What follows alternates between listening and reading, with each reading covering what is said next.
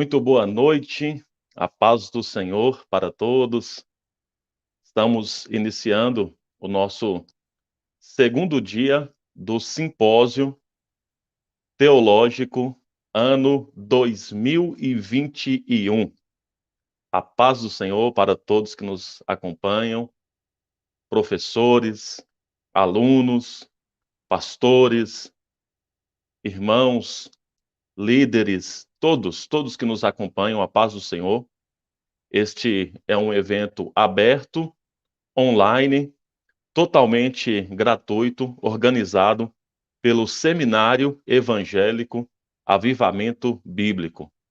Esse simpósio sempre acontece na primeira semana de agosto, dando abertura ao semestre letivo do curso Bacharel em Teologia, e nós temos a alegria de receber todos vocês nesta noite tão especial de terça-feira para o nosso dia 2.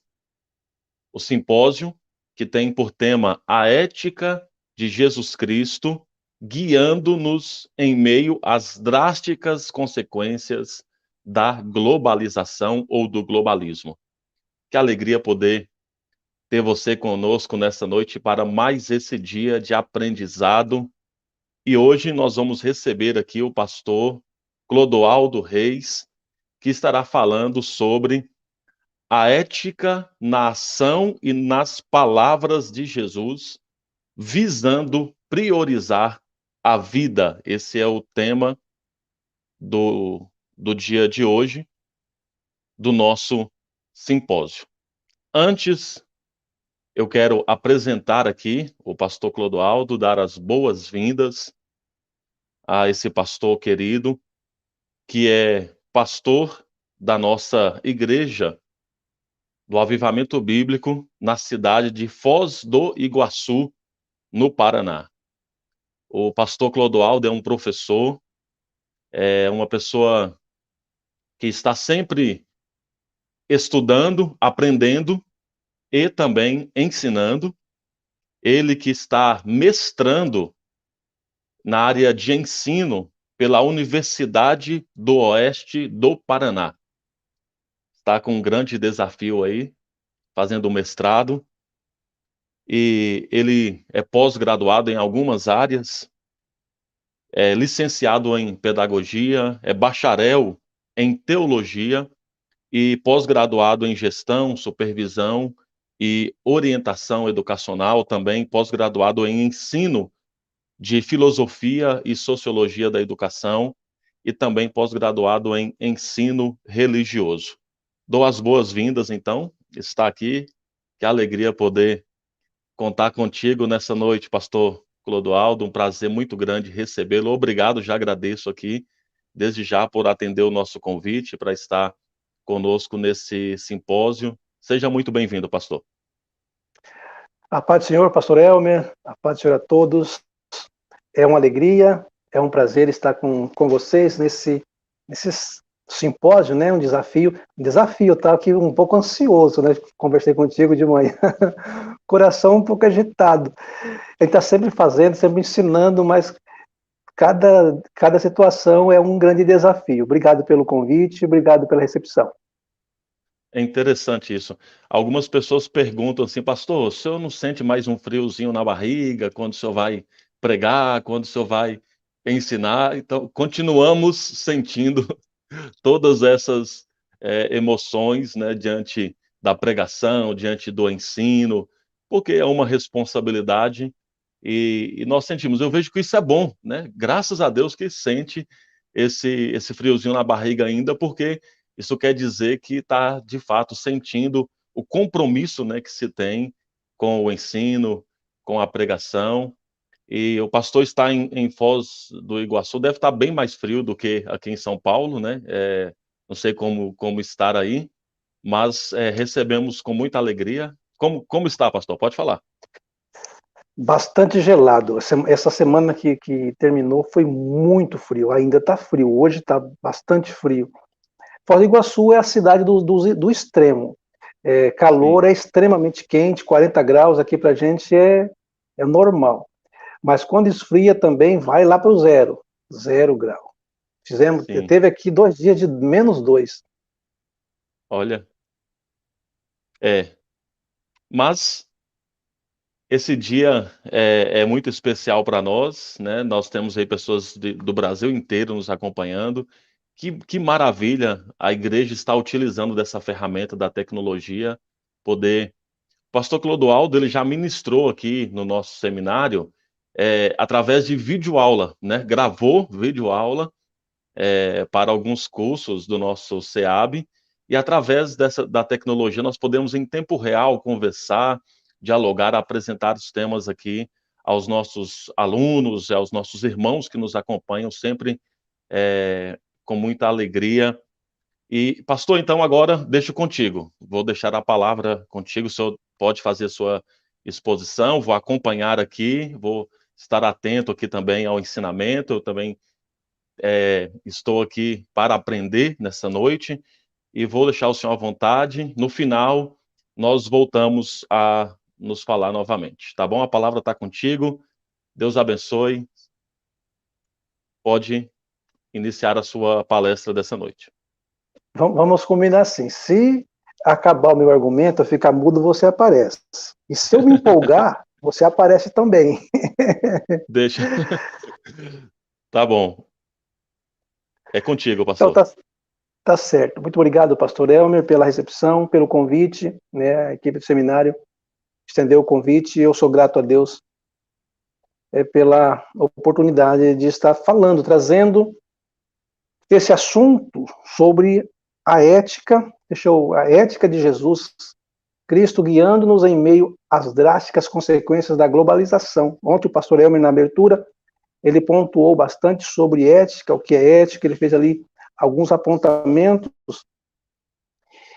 E a minha temática ficou a ética na ação e nas palavras de Jesus, visando priorizar a vida.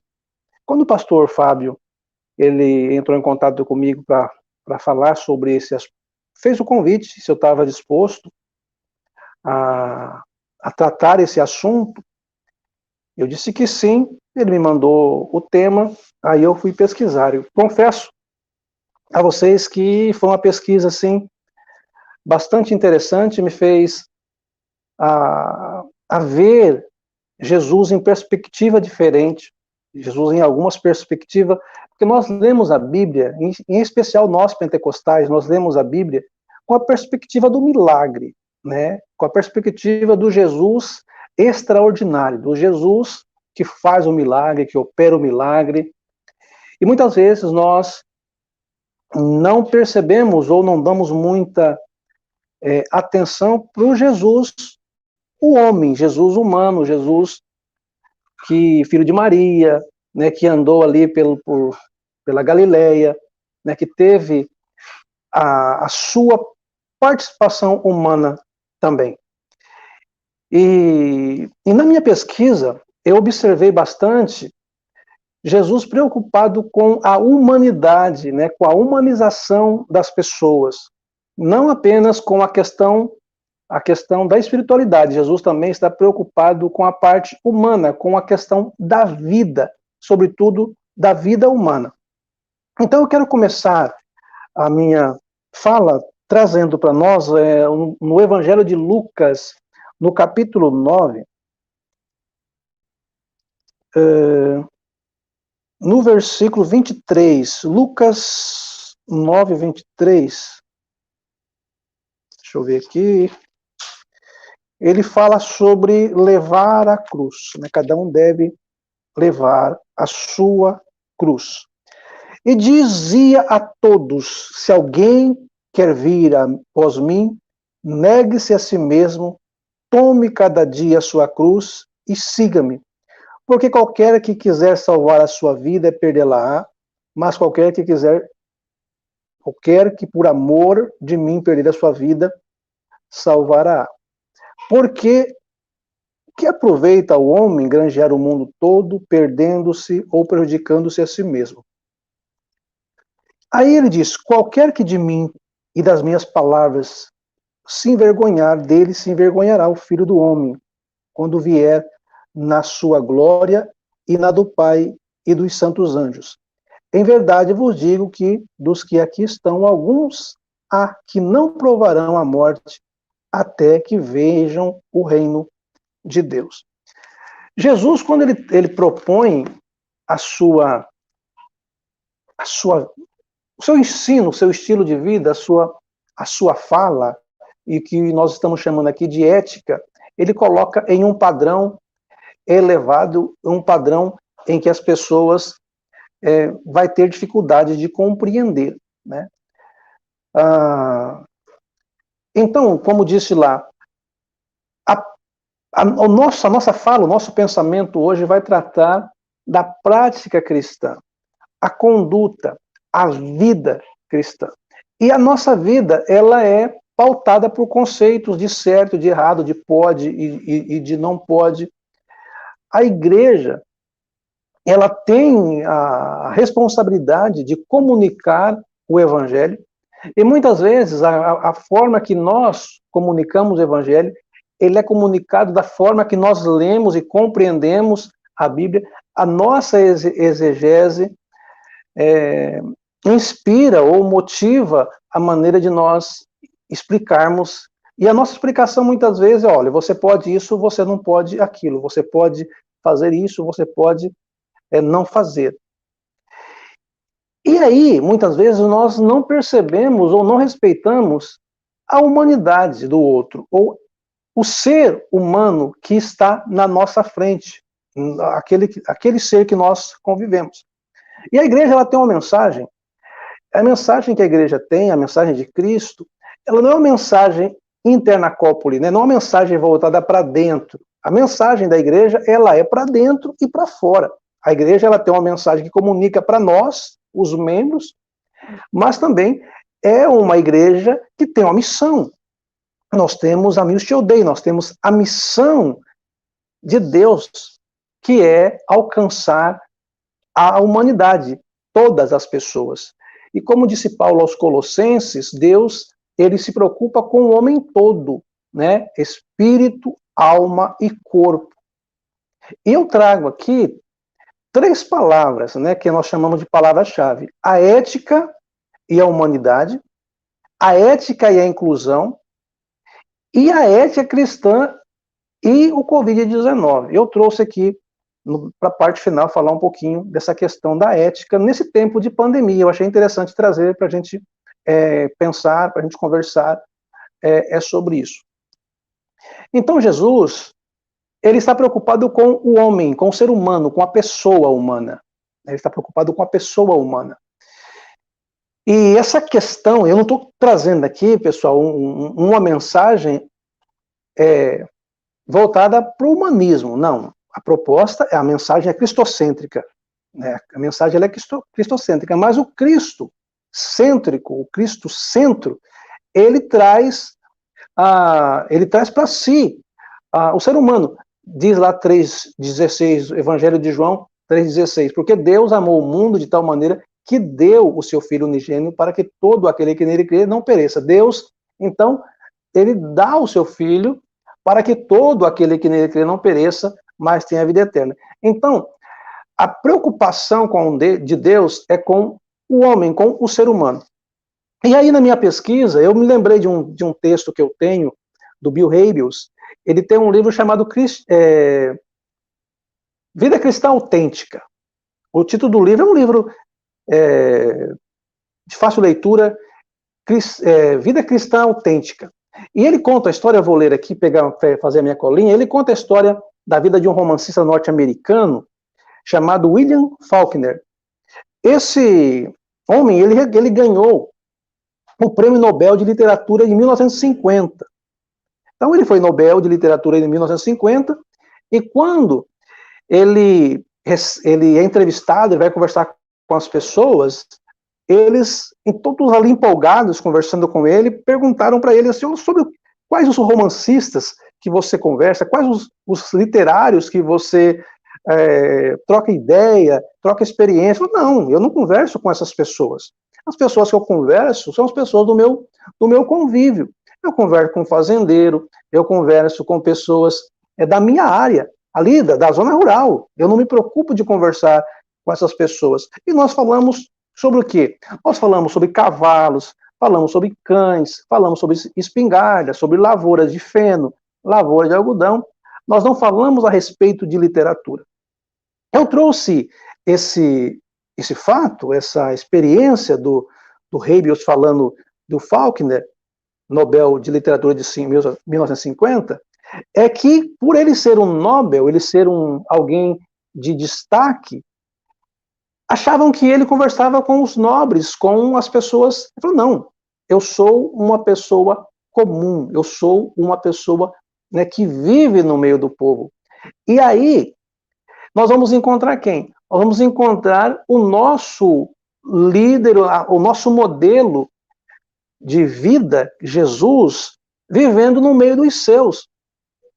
Às vezes tentam colocar Jesus, de vez em quando a gente vê uma historinha de Jesus, quando o menino operando um milagre, fazendo tentam criar essa narrativa de Jesus fazendo alguma coisa extraordinária quando criança, e a Bíblia não se preocupa muito com essa fase da vida de Jesus, mas Jesus, ele vive no meio das pessoas, ele se relaciona como qualquer ser humano da sua época, trabalha com José, né? Ele é respeitoso com a sua mãe, obediente aos seus pais ali, ele convive com seus irmãos, né? Ele, quando conta as suas parábolas, quando ele conta as suas histórias, ele fala de coisas rotineiras, de pesca, de plantação, fala das plantas, das aves. Então, Jesus, raramente, ele traz uma parábola falando de coisas do céu. São menores, muito menores em quantidade,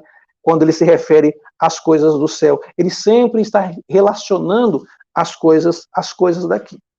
Então, a premissa, ou as premissas da ética de Jesus são contempladas na vida prática, na vida do cotidiano, na vida do cotidiano.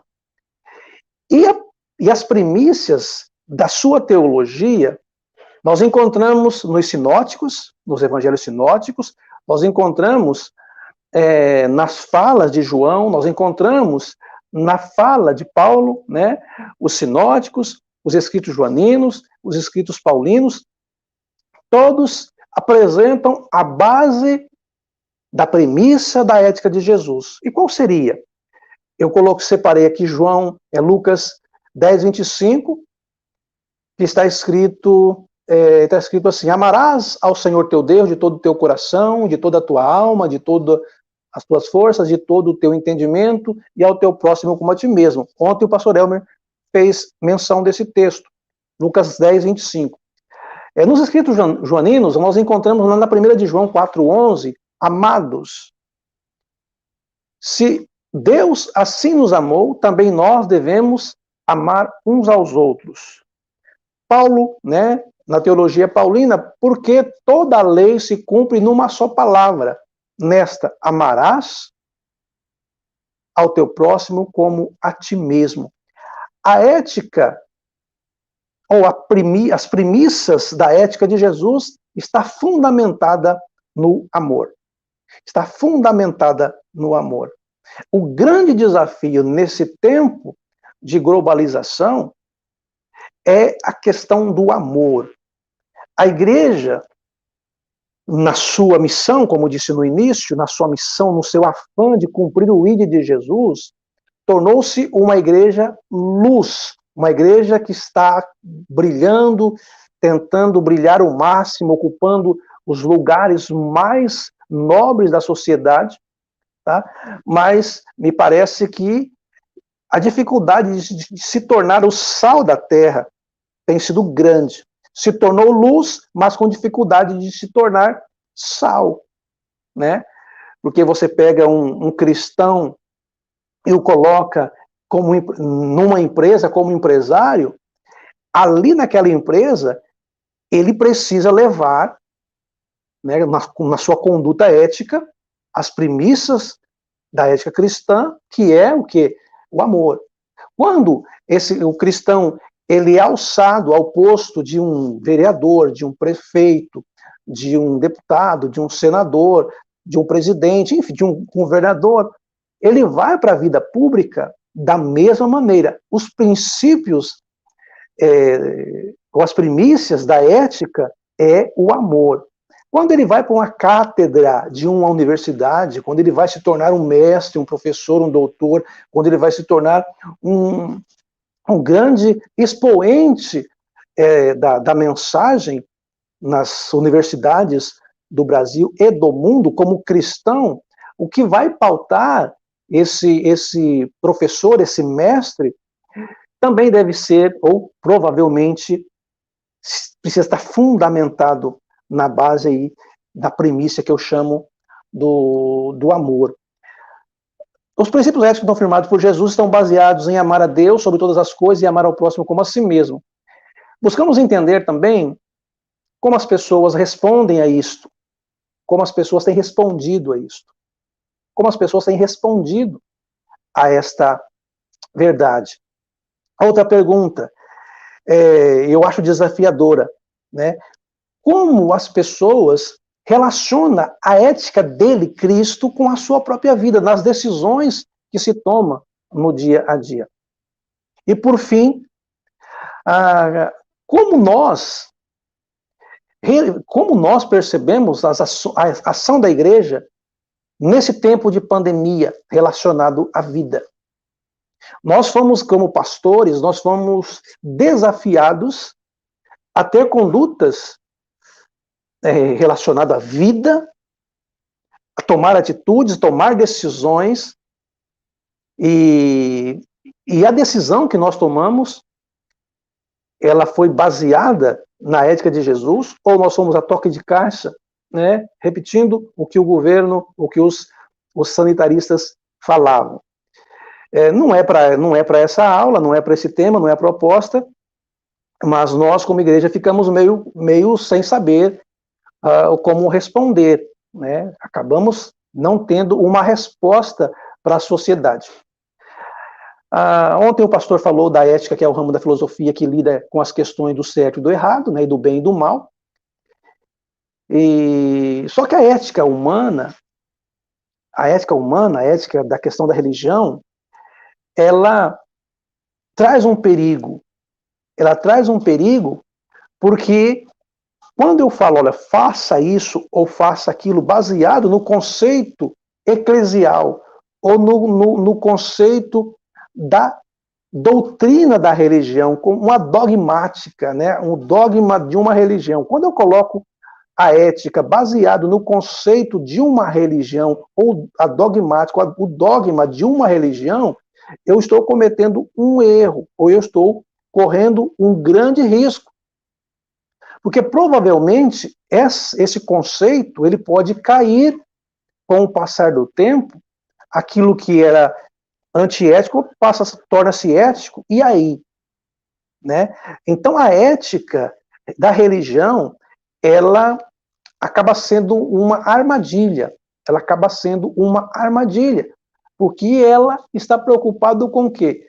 Com pontos, com situações. Eu trago aqui para a gente a parábola do rico e do Lázaro. O rico chamado lá de rico epulão, né? Aquele rico que não via o sofrimento do outro. O rico e o Lázaro, Lucas 16, 19 a 31. A parábola do bom samaritano. A parábola do juízo final. Todas estas atestam a sensibilidade, né, de Jesus como chave do seu comportamento ou da sua mensagem. Jesus está preocupado com a pessoa.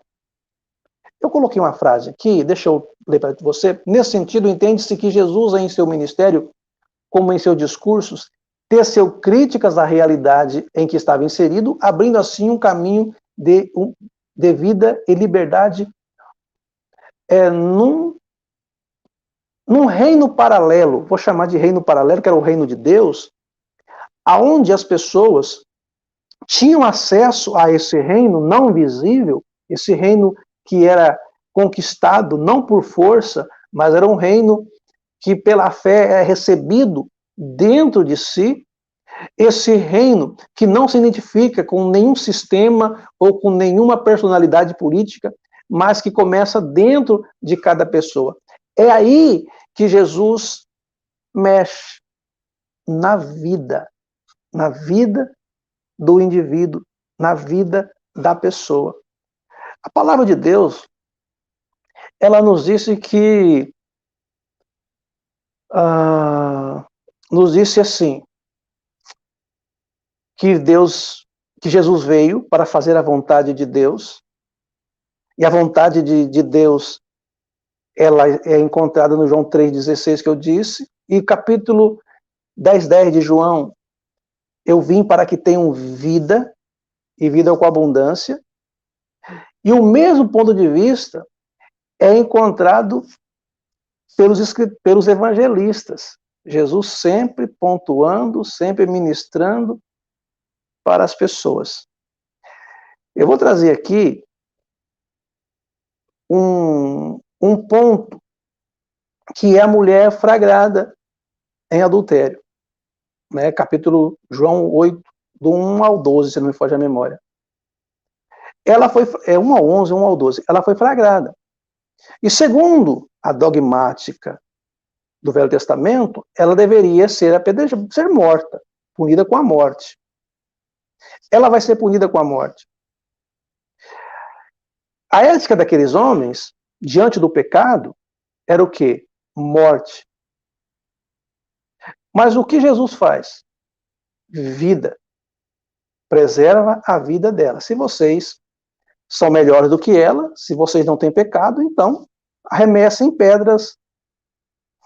E eles foram confrontados com a sua hipocrisia, com a sua maneira superficial, repetitiva, que a ética humana muitas vezes é repetitiva, repetir dogma, repetir conceito, repetir frase, repetir mantras vazios, inócuos, que em vez de amar, em vez de incluir, exclui. Jesus disse, ó, se você não tem pecado, então arremesse a primeira pedra. Outro texto que eu trago é a parábola, não é a parábola, ato falho, é aquele momento que Jesus está na casa de Simão para um jantar e aquela mulher entra naquele ambiente, né? E você sabe qual o texto. O Simão, conhecedor das normas, conhecedor das éticas judaicas, o que ele faz? Ele simplesmente vai lá, olha para Jesus e ele faz uma crítica a Jesus. Se ele soubesse quem é essa mulher, ele não estaria aceitando, porque trata-se de uma pecadora. Você consegue perceber no texto a questão daquele homem? O que ele está fazendo? Ele está fazendo como todas as pessoas que levam uma vida humana, que vê a vida da forma de aparente. Jesus, o que ele faz? Não. Jesus, ele fala, você está dizendo isso porque você não recebeu o perdão do tamanho que ela recebeu, porque aquele que muito é perdoado, muito ama, e aquele que pouco é perdoado, pouco ama. Jesus está trazendo ela para dentro. Jesus está incluindo ela. Eu poderia falar de tantos outros textos. A mulher do fluxo de sangue, o paralítico de Cafarnaum, o paralítico lá do tanque de Betesda. Eu poderia trazer tantos e tantos e tantos e tantos outros que ficaríamos aqui falando de todas essas pessoas que Jesus trouxe, que Jesus deu valor, né, para eles. Eu poderia estar trazendo essas pessoas para a gente estar trabalhando aqui. Poderia estar fazendo exatamente isto. A ética de Jesus é baseada no amor. na inclusão, na vida. O motivo de Deus na encarnação é descrito como sendo o amor, né? A atitude divina também é descrita como misericórdia ou compaixão. A expressão do amor de Deus também é revelada na forma da graça, por ter consciência do pecado no coração humano, e ainda assim ele nos amou. Ainda assim ele nos amou. Ainda assim ele nos abençoou. Ainda assim ele nos incluiu. Embora Jesus tenha dito que não veio abolir a lei, mas ele mexe na pirâmide social, né? Ele mexe. Ele privilegia os pobres, ele traz os marginalizados para si, né? Ele coloca lá aquela frase, aquela poderosa frase, né? Muitos dos primeiros serão os últimos, e os últimos serão primeiros. Quando eu digo que ele prioriza os pobres, eu não estou dizendo aqui que Jesus ele exclui o que tem dinheiro. Ele está preocupado com o ser humano, independente do bolso do ser humano. Mas naquele momento histórico, o que está acontecendo? As pessoas estão ali sendo excluídas, os pobres são excluídos, os doentes são excluídos. E o que Jesus está fazendo? Dando oportunidade a esses. Ele critica a hipocrisia, a vaidade dos escribas, né, os doutores da lei. Ele faz ali uma dura crítica aos profissionais da religião, porque aqueles que defendiam a pureza cerimonial, eles valorizavam a religião, mas o que eles fazem? Eles dão mais valor ao templo do que as pessoas que frequentam o templo. Eles valorizam mais a questão superficial, rasa, do que a vida. Eu acho um grande desafio para nós cristãos é observar isso. Deixa eu viajar um pouco com vocês aqui. Nesse tempo de frio, muito frio no Brasil, em especial na parte sul, né? Quantas pessoas que passaram muito frio? E será que nós, de verdade, nos preocupamos com essas pessoas? Né? Será que nós nos preocupamos como igreja? A questão da fome. Quantas pessoas passam necessidade, passam muita fome?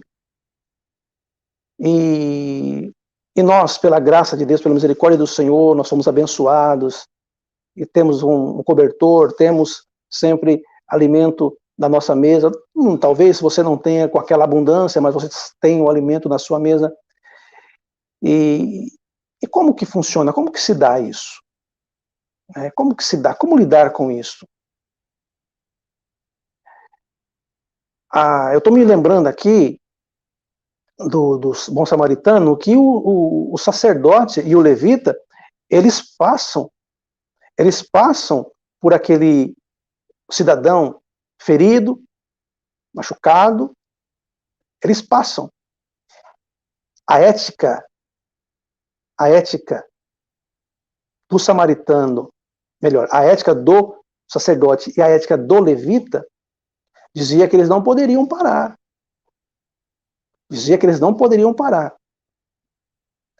O cerimonial dizia que eles deveriam seguir, porque quem sabe aquilo estava morto, e se eles tocam naquele morto, eles ficariam impuros durante 7 dias.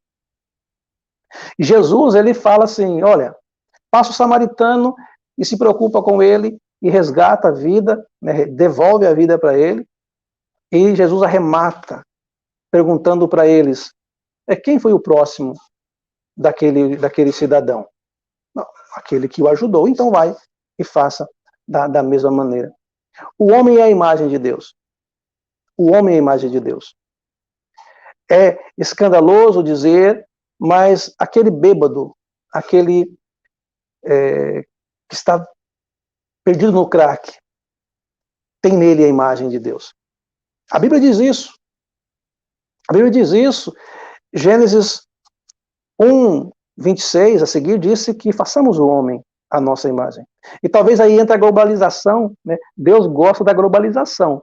Do globalismo Deus não gosta, mas da globalização me parece que essa é a ideia principal de Deus. Não que esses mecanismos horríveis que existem, mas Deus disse, encher a terra. Né? E à medida que ser de fecundo, encher a terra, e Deus ele quer, ele, desde o começo ele quer que o homem se espalhe sobre a terra. Porque aonde o homem vai, aonde existe ali a multiplicação, né, do ser humano, a glória de Deus vai sendo manifestada, a glória de Deus vai sendo espalhada. Porque o homem que consegue manifestar ou dar voz à voz de Deus, me parece que é mais ou menos isso que nós entendemos. Então, a globalização, o ser humano espalhado por todo o mundo, por todo o mundo, isso acontece com o Adão, isso acontece com Noé, isso acontece com a igreja, né?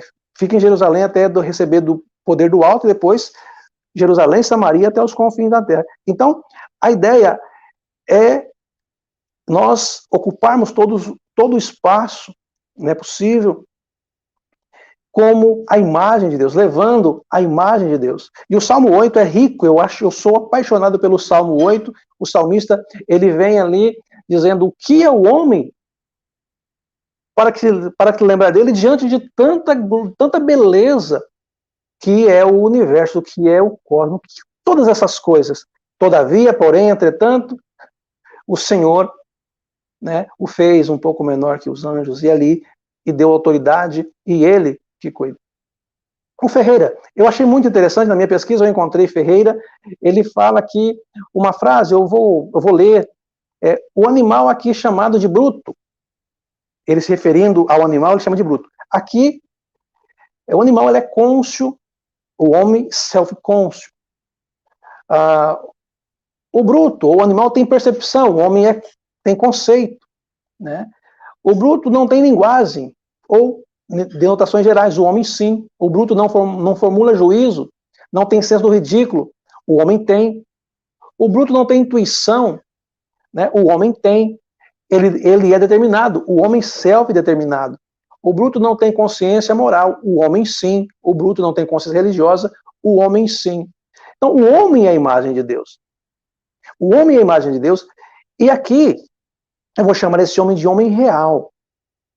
Esse homem real, esse homem que pisa aqui em Foz do Iguaçu e aí na sua cidade, que pisa esse chão bruto, esse chão difícil, às vezes, que enfrenta essas lotações dos coletivos, ou pega o carro no trânsito, aí no trânsito de sua cidade, esse homem que eu chamo de homem real, como ele entende a ética de Jesus? Como ele compreende a questão de Jesus na sua trajetória, na sua vida, na sua maneira de agir, através da conduta da igreja? Né? Como que eles percebem isso? Como eles entendem isso? Você já pensou que as pessoas têm as referências que as pessoas têm de Jesus, os que não conhecem o Senhor, a referência que ele tem de Jesus é o quê? É a sua vida. Eu sempre gosto dessa história, eu vou contar de novo, já contei 300 vezes, eu vou contar de novo. Jesus é real. E tem uma história de um homem que é evangelizado pelo pastor, e o pastor chamava sempre ele para participar do culto. E ele dizia que não ia no culto porque ele estava lendo a Bíblia. Olha, eu estou lendo a Bíblia. Isso, por vezes, o pastor chamou ele várias vezes para participar do culto, e ele não ia ao culto porque estava lendo a Bíblia. Até o dia, né, que ele se converteu, né? Ele foi ao culto, e aí, convertido, o que ele faz? Ele pede para o pastor comprar uma Bíblia. E o pastor, surpreso, disse, mas como assim? Você sempre dizia que estava lendo a Bíblia. Ele dizia, não, pastor, quando eu dizia que estava lendo a Bíblia, eu estava lendo a sua vida. O referencial de cristão, ou de Cristo para aquele homem, naquela pequena cidade, era o pastor. Como que o homem real, como que as pessoas da nossa volta, eles percebem a ética de Jesus? Eles percebem através de você, através da nossa vida. Não é assim? Quando Israel esperava o Messias, ele esperava a libertação ou a soberania do povo. Mas Jesus vem de uma forma diferente, né? Porque Jesus ele quer tocar aí a vida, o ser humano como pleno. Pastor Léo, você apareceu aí, quer falar alguma coisa? Não, pastor Clodoaldo, estou atento aqui, estou aprendendo bastante aqui contigo nessa noite, só atento aqui a toda a sua exposição. Por favor, pode continuar. Então tá bom. É que eu te vi aí, eu falei, já acabou meu horário? Que Não, tá, estamos. às vezes quando eu pego assim, você tem que aparecer, senão eu vou embora.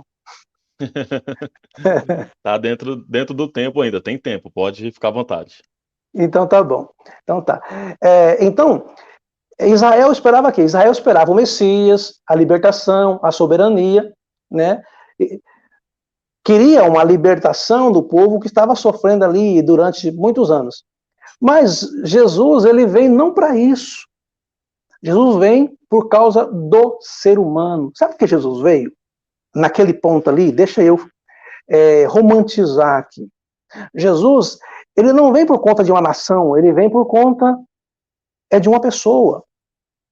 Ele vem por conta daquela Cirofenícia, por conta de um Zaqueu, por conta de um Jairo, por conta de um leproso, daquele que foi lá diante dele.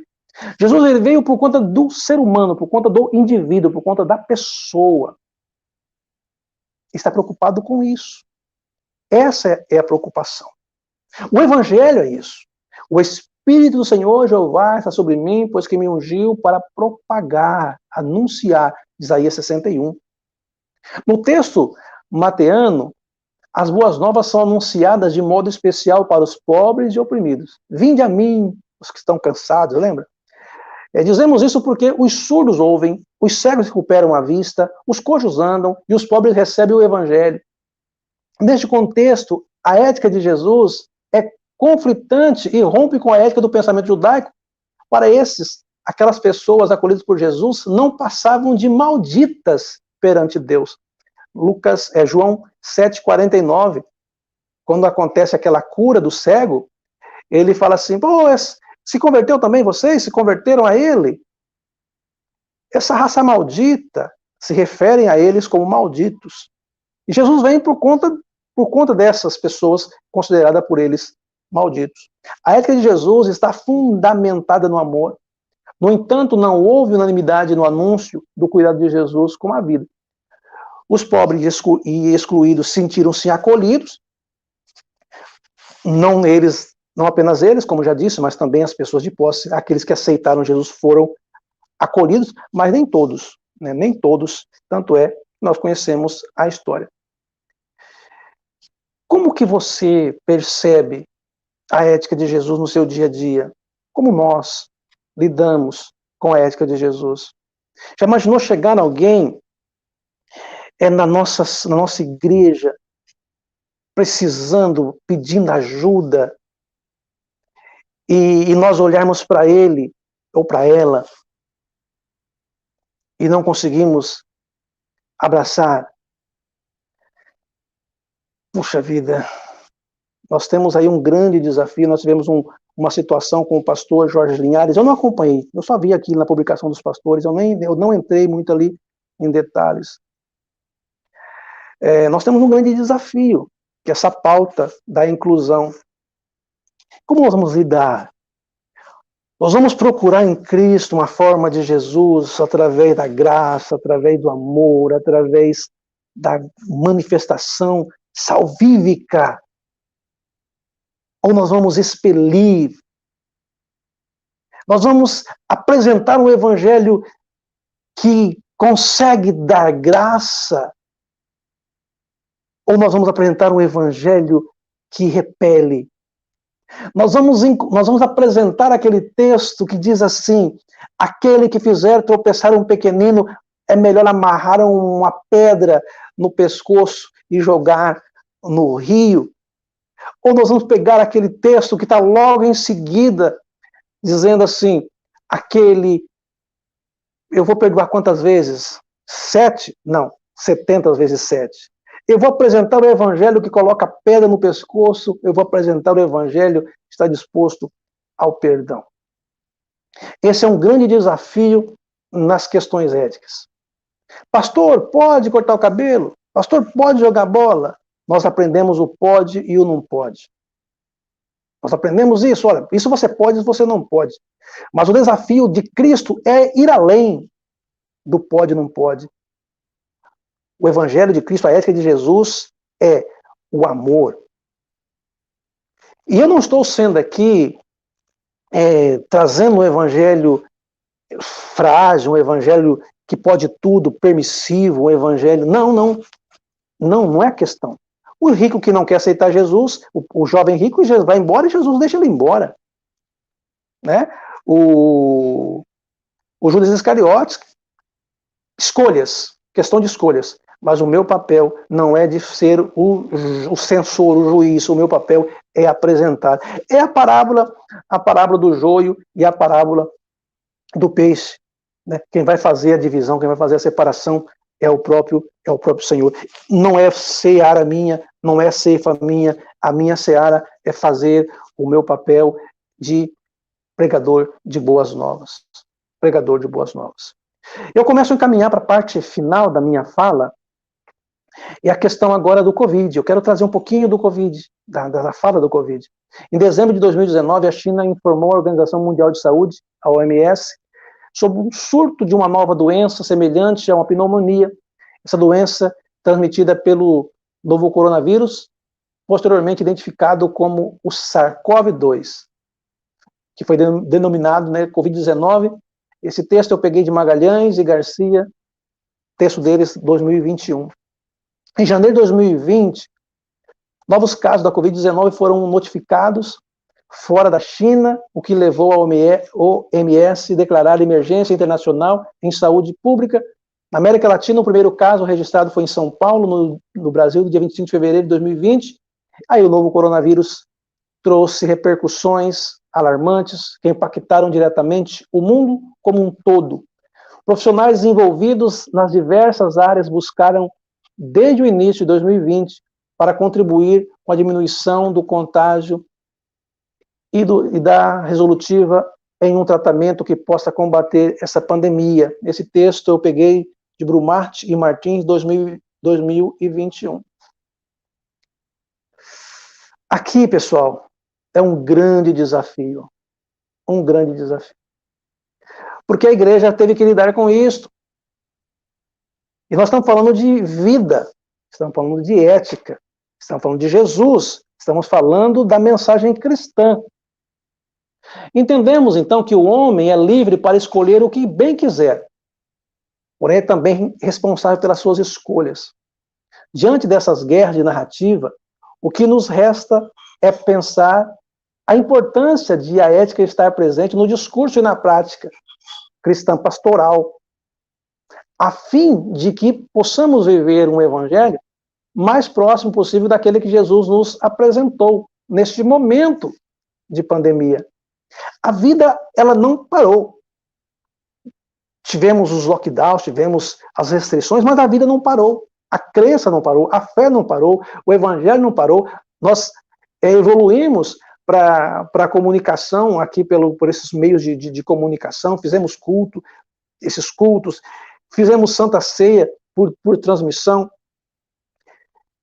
A pandemia ela trouxe um desafio para nós. Em muitas cidades, países, né, foram determinadas restrições. Eu vejo aqui, no Brasil, praticamente todas as cidades houver o toque de recolher. Né? Todas. A finalidade primordial era tentar conter o contágio. Não tinha uma resposta, não havia uma resposta pronta, ninguém tinha uma resposta. E nós fomos desafiados.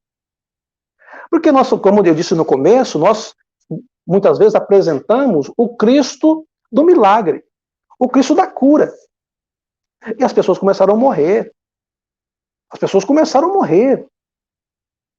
E muitos receberam oração e morreram assim. E daí? E como funcionar? E como se portar diante disso? Né? Quando alguém era curado, glória a Deus, Deus curou, Deus fez um milagre, mas aquele que não foi curado. Eu vou jogar na conta de Deus a cura e na conta de quem? A morte. Nós tivemos que lidar com isso. Hoje com menos frequência. Né? Graças a Deus tem diminuído a questão do contágio, a mortandade tem diminuído, graças a Deus por isso, depois de 1 ano e meio praticamente, né? O objetivo primário das autoridades sanitárias era diminuir o contágio. E como eu me comportei? Eu tinha a palavra, eu sabia como que Jesus faria nessa situação. Como diz aquele filme, aquele livro, nós não sabemos o que Jesus faria, mas uma coisa é certa, ele estaria preocupado com a vida. Primeiro com a vida humana e segundo com a vida eterna.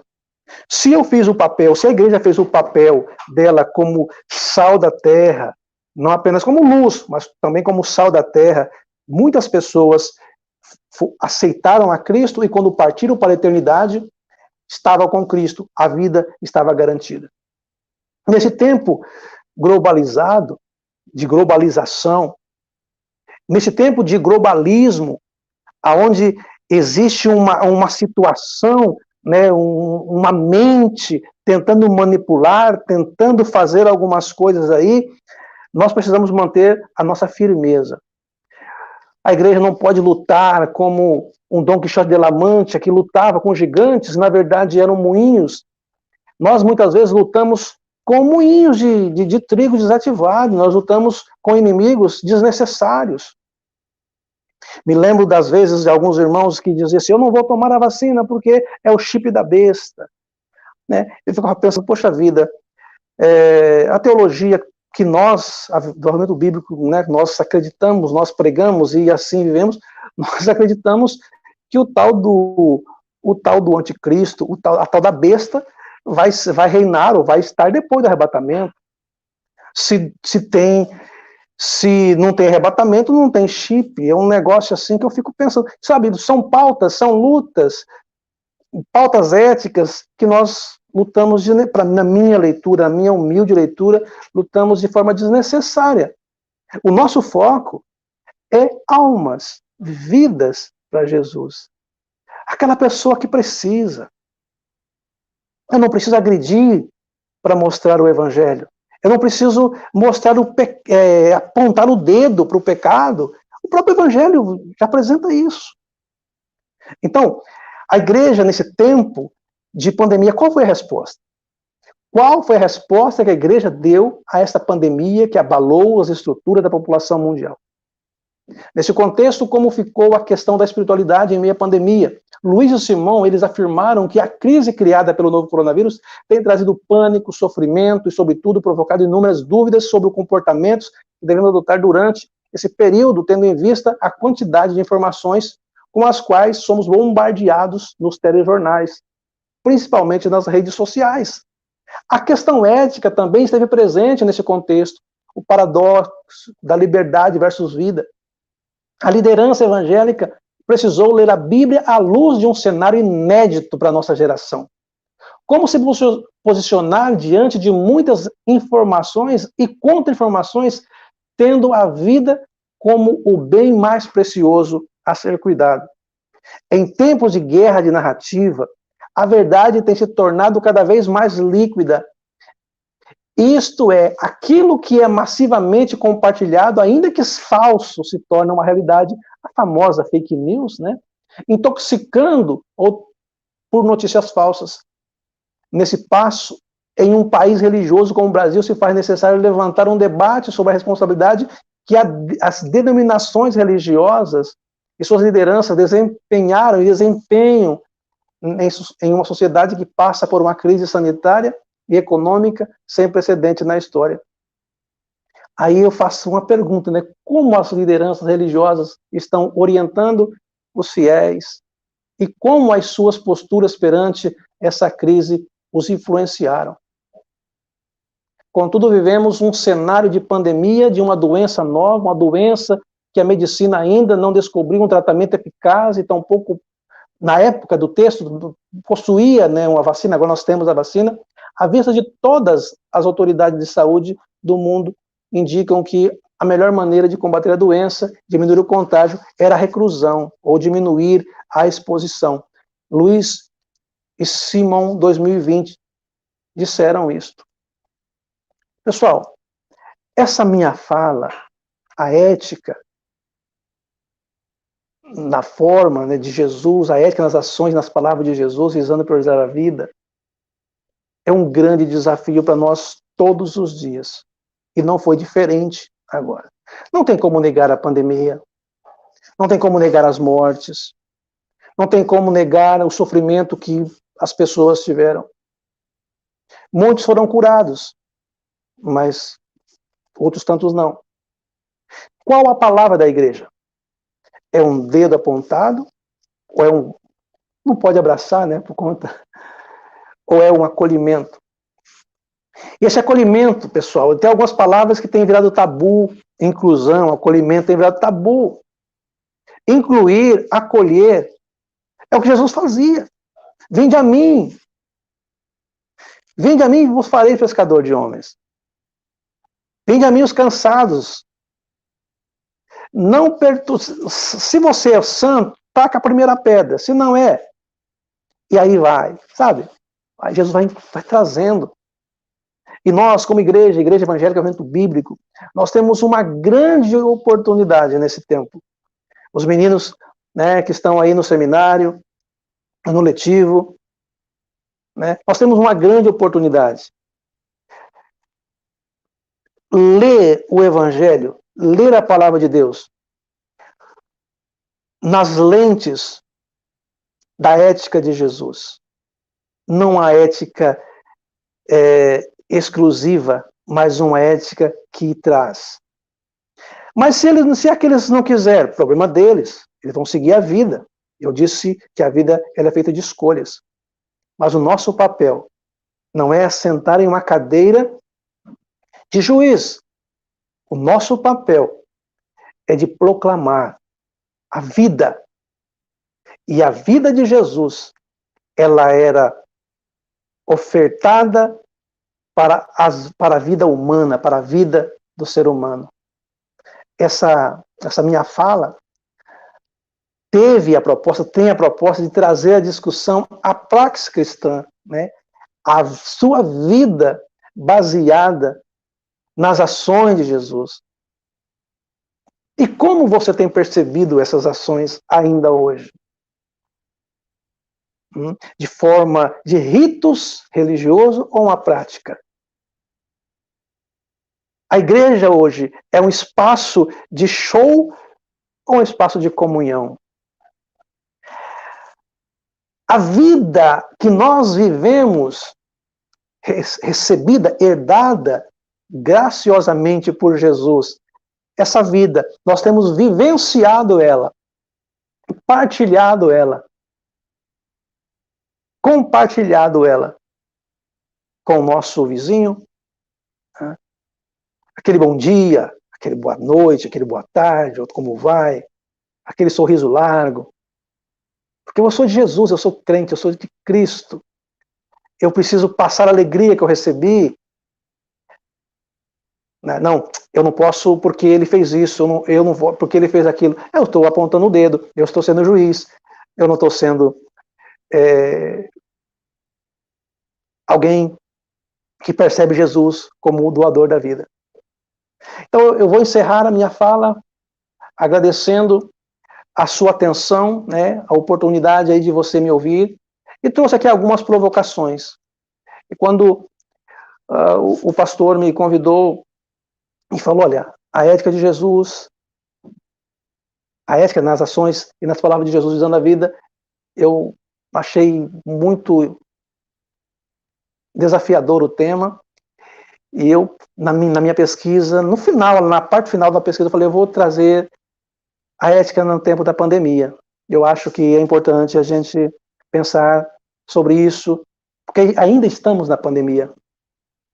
Apontar o dedo para o governador e falar que ele está errado é muito fácil. Difícil é sentar na cadeira e agir, porque a decisão dele muitas vezes custava. Ele acertou, ele errou. Se acertou, ou se errou, talvez mais errou do que acertou, não penso que queria destruir. Estava pensando em preservar. O que Jesus faria?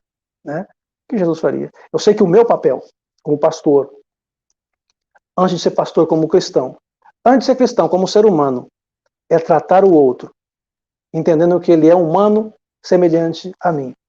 Em vez de apresentar a ele um Jesus extraordinário, um Jesus que cura, um Jesus que faz milagres, apresentar a ele um Jesus que sentava na mesa, que comia com as pessoas, que chorava, que chorou lá com a família em Betânia. Em vez de mostrar um Jesus extraordinário, que ele é extraordinário, não vamos dizer que ele não é, não estou tirando isso, estou dizendo que esse extraordinário, ele andava de jumentinho, andava a pé por conta das pessoas. Tá bom?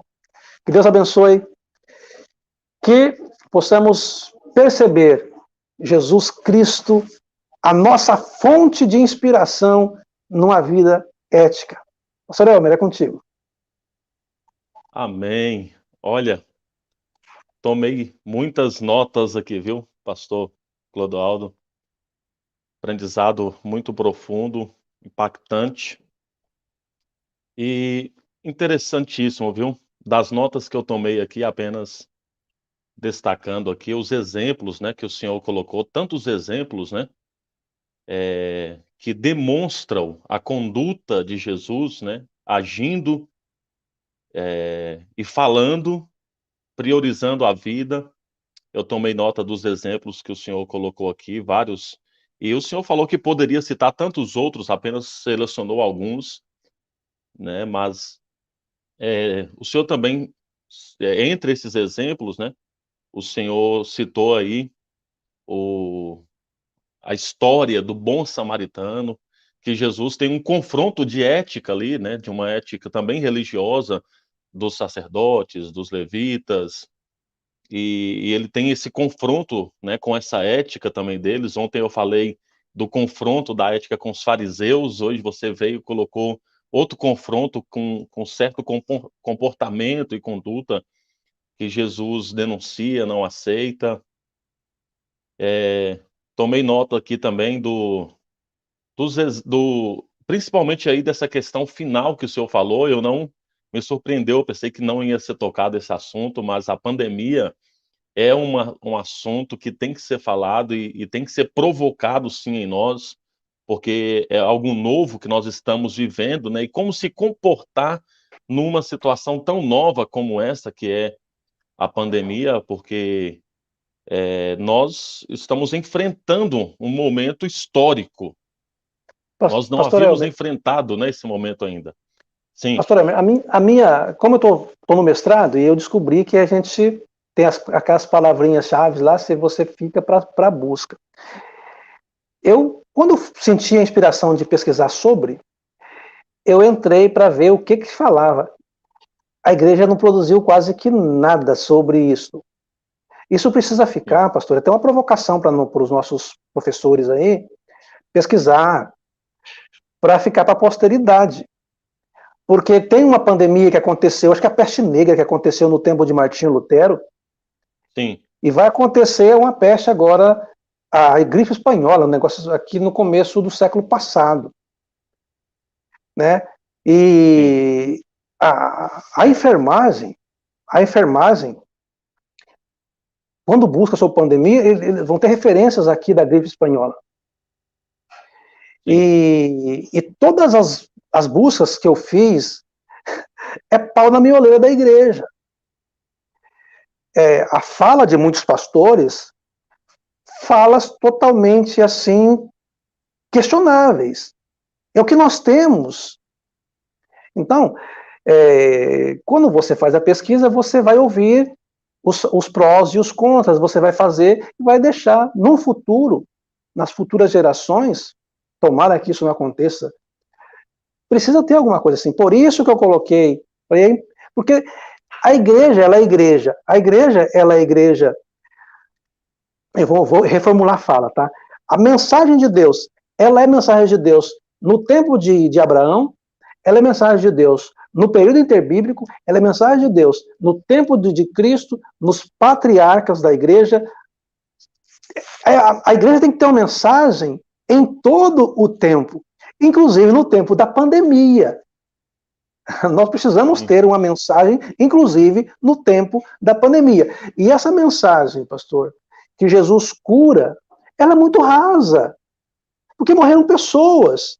Então nós precisamos entender que Jesus cura quem ele quer curar, porque no tempo lá de Elias tinha muitas pessoas doentes lá e só um foi curado da lepra, do Eliseu, e muitos, na questão da multiplicação, lá, muitas viúvas estavam com fome. É isso que Jesus fala, nem todos são curados. Então a igreja precisa ter uma mensagem que passa disso.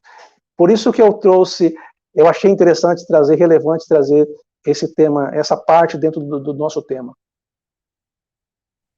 Muito bem, foi de fato muitíssimo importante, e porque demonstra, né, demonstra para nós, os cristãos desse tempo, que Jesus, ele tem a palavra e a ação para valorizar a vida, para priorizar a vida. E achei também, assim, entre as minhas anotações, tomei nota aqui do que o senhor disse, para que fique bem claro que é a vida humana e a vida eterna, né, porque esse é o foco nosso, o nosso alvo de chegada, né, nós estamos em uma peregrinação e queremos chegar lá no lar celestial, na vida eterna, e Jesus demonstra, né, tudo isso, nas suas ações, na sua prática, na sua conduta, é o nosso maior exemplo. Eu agradeço de coração, pastor Clodoaldo. Eu quero compartilhar com o senhor aqui, acho que é importante aqui, a mensagem, né, do que alguns irmãos estão falando, né. Então a nossa Adriana Camila, Jesus nos ensina a errar menos, tá, aqui agradecendo, sabe as palavras. Também aqui a nossa irmã Marisa, a missionária Marisa, muito edificante. Também o Rêmulo está falando que ainda há tempo para mudarmos, né, diante do exposto. Também aqui o Baden Duarte, que Deus continue abençoando a vida do pastor. São muitas mensagens, né, mais Amém. uma aqui, a nossa irmã Glauber também, eh, falando aqui, Deus abençoe pastor, ótima palavra. São muitas mensagens aqui que estão chegando apenas para o seu sentir aí, um pouco do calor dos nossos alunos, dos nossos irmãos, participando, o nosso seminarista Hugo também dizendo, enorme desafio, que Deus nos dê graça, a nossa missionária também Cláudia, falando que o tema é muito relevante. É isso, pastor Clodoaldo, Muito muito obrigado, pastor. obrigado por atender, né, o convite, por estar aqui conosco. Gostei demais da exposição, do tema, e até uma próxima então. Deus o abençoe, e muito obrigado mais uma vez, tá bom? Amém. Obrigado a todos. Deus abençoe. Até uma próxima, pastor. Fica na paz. Amém. A paz do Senhor para todos. Estamos encerrando então. Amanhã tem mais. Estaremos aqui às 19h30, no dia 3 do nosso simpósio teológico. Deus abençoe sua noite, bom descanso, um abração, fique na paz do Senhor.